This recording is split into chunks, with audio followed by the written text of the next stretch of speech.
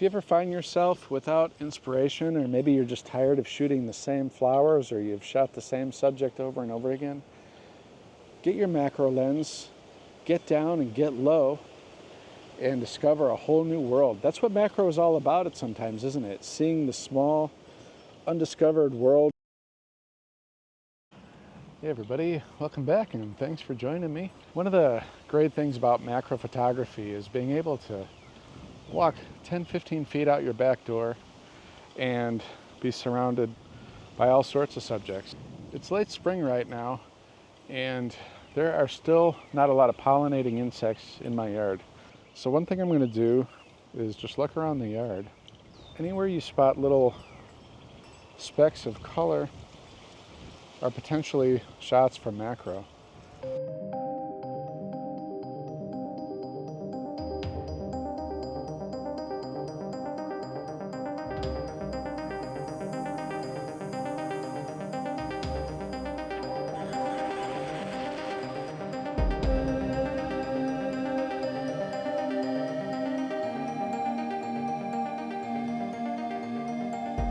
We're dealing with, very, very small subjects that are even sometimes hard to see with the naked eye. So just looking right here in this one little patch, I've set up a little kneeling pad, and what I'm going to do is I'm just going to kneel down here. And in this one area, we'll see what we can find. If I were to just walk around the yard and look for bees and weevils and other, somewhat large, quote, large subjects, might not find them, especially, this still kind of late spring, almost early summer.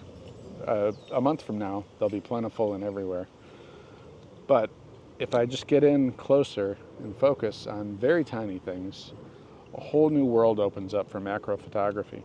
First of all, in the V350, it does have this slide out piece. I will take that, fold that down. I then am going to attach the plastic cover and make sure this is pretty secure on here. And then I will put this on over. I've done multiple experiments and the combination of all of this really does give the best diffuse light. Then I kind of pull it forward and spread it out like that. And then finally, I just slip this over the lens. I keep it on the rocker switch that can go back and forth. Don't make the mistake I did and keep this up or too much like this. You're just wasting too much flash power. So the V350 with the 90mm macro, it works perfectly fine just to leave it forward like this and then going into the angular diffuser if also using this diffusion plane. I keep the shutter speed at 1/250. I have it in TTL and the ISO I keep locked at 200. This is my default go-to flash settings. And with this diffuser, I think this will work. Now it's pretty windy out today, but one thing you'll notice is when you get really down low to the ground, when you're dealing with tiny ground cover or really small, weeds or flowers, the wind is not as heavy as it is up above. So even though it's a somewhat windy day, it's still not too bad down here along this ground cover. But I'll try a couple different f-stops, and I have this set for back button focus, so when I half press or full press the shutter, it will not adjust the autofocus, which is what I want because I want to just keep it at 2:1 since we're dealing with such small subjects here.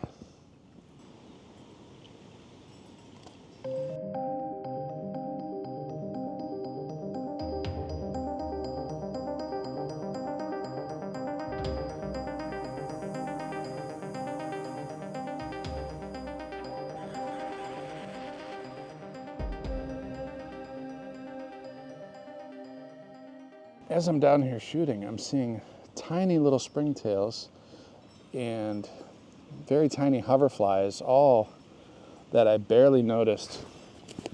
As a matter of fact, some of them I can only see for a slight fraction of a second as I'm rocking the camera back and forth. That's how tiny some of these things are. And they're actually almost filling up the frame at 2:1. Subjects, I'm still locked at 2:1 macro. And so the higher I can put the f-stop and not have to worry about bracketing or stacking, the more I can get in focus. If I can get away without bracketing or stacking, I actually prefer it, since I mostly do insect photography, and they're usually pollinators or the type of insects that are moving around, especially depending on what time of day I'm out. Being able to do macro with a single shot gives me the best opportunity, to get what I am looking for. So the deeper I can get the depth of field in focus, the better.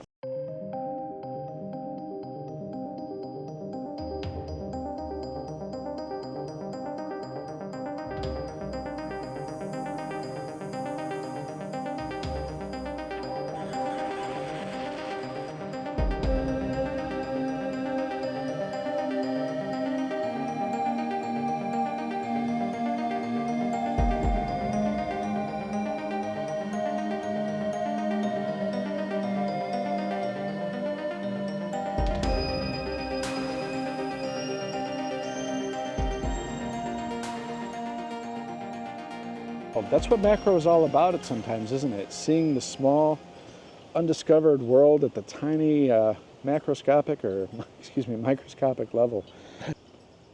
Don't worry if you're not seeing things. Get down, look at tiny subjects and really get in there and focus. And you might not see them with your naked eye, but with the camera lens, focus on specks of color, tiny plants that you maybe normally don't even consider, and you'll see a whole world of beauty that you normally don't even notice.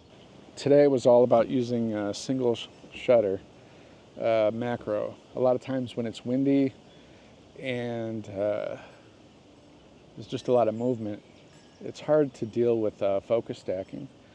And honestly, single shot macro at a higher f-stop is quite fun, and you can get some beautiful images. So give it a try if you haven't before. Also, if you're a beginner to macro photography, trying to do bracketing and stacking can be really frustrating, especially when you're trying to learn your camera and your lens and your settings, what f-stops to use, and just finding subjects. So much like I did, and what I like to always return to, is single shot macro. I actually find it much more fun. If I can get a single shot and not worry about bracketing or stacking, I'm much happier, and I find it much more of an enjoyable experience. Also, for really deep bracketing and stacking, it helps sometimes to have a tripod, and that's just more crap to carry around. You'll notice today I just have the camera. I do have a tiny tripod with me, but I don't even use it. I like to do as much as I can handheld, just because you're constantly making micro shifts in position adjustment back and forth, and that's just much more challenging no matter what tripod you have when you're in really close at 1:1 or 2:1 macro. So the more I can do handheld, the better, and I find for me single shot macro gives me the best results. So here I'll share a few more images. Let me know in the comments what you think. Please like and subscribe. I hope you enjoyed this video, and we'll see you next time on Be Mad Photo. My name is Brian. Thanks for joining me. See y'all next time. Bye-bye.